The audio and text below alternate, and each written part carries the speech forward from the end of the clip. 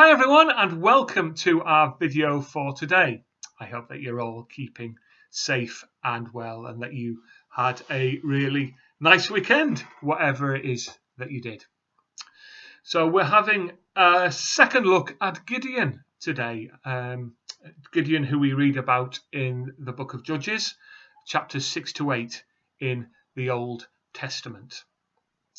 A quick recap from our last video. You may remember that when we first encounter Gideon, he's down in a wine press, so he's underground and he's pressing wheat, but he's doing it so he's out of the way.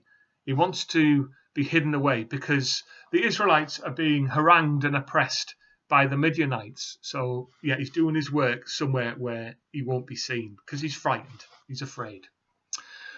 And into this situation appears the angel of the Lord. And the angel says to him, "The Lord is with you, you mighty warrior." To which Gideon's response is, "Me? Mighty warrior? I don't think so." And he actually says to the angel, "My clan is the weakest, and I am the least in my family."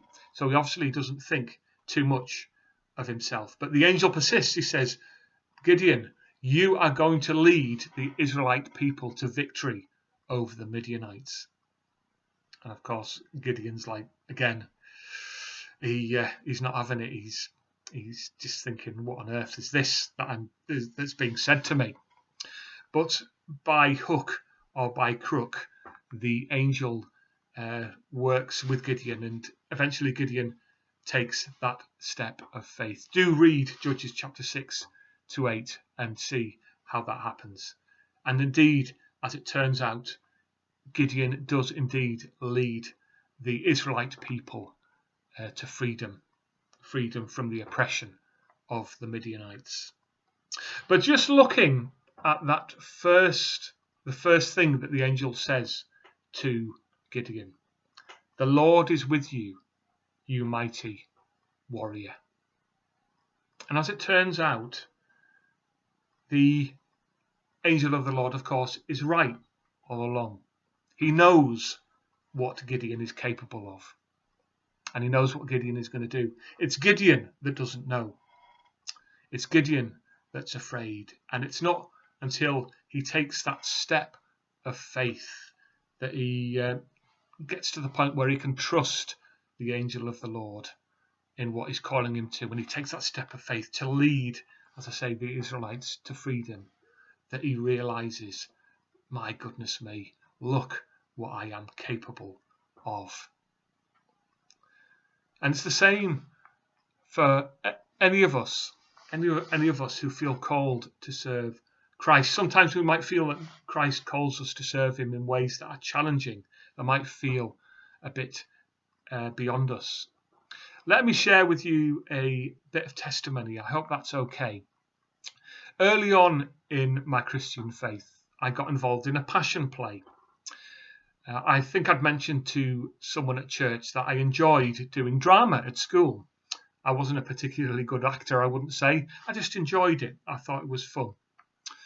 Anyway, this person who I said this to at church got me in touch with a chap who was looking to put on a passion play.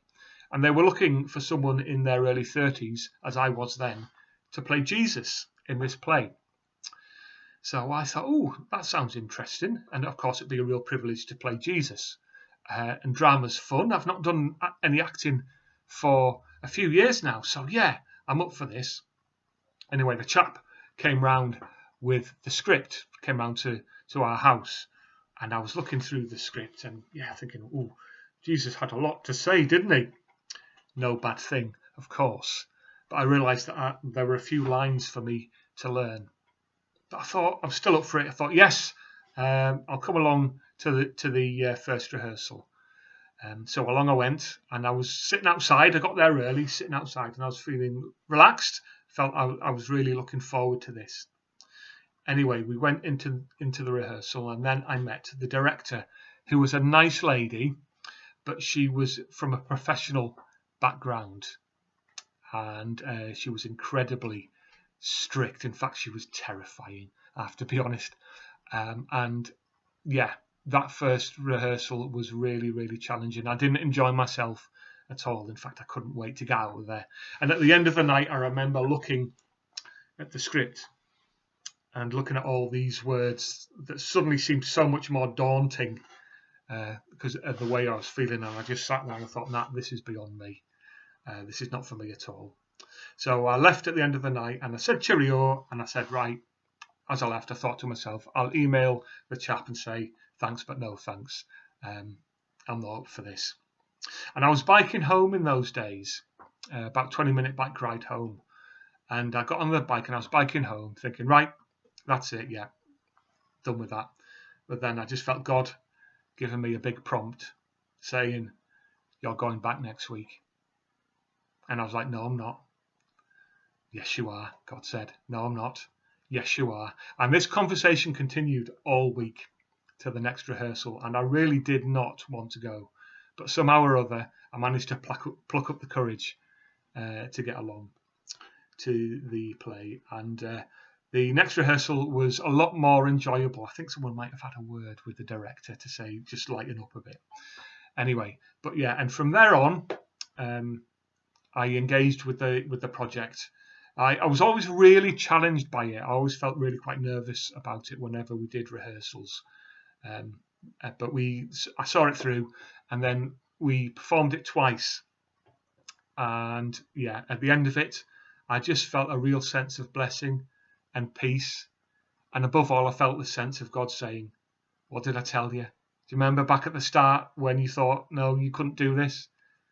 And I said that you could. Yeah. And that really helps me on my ongoing journey of faith.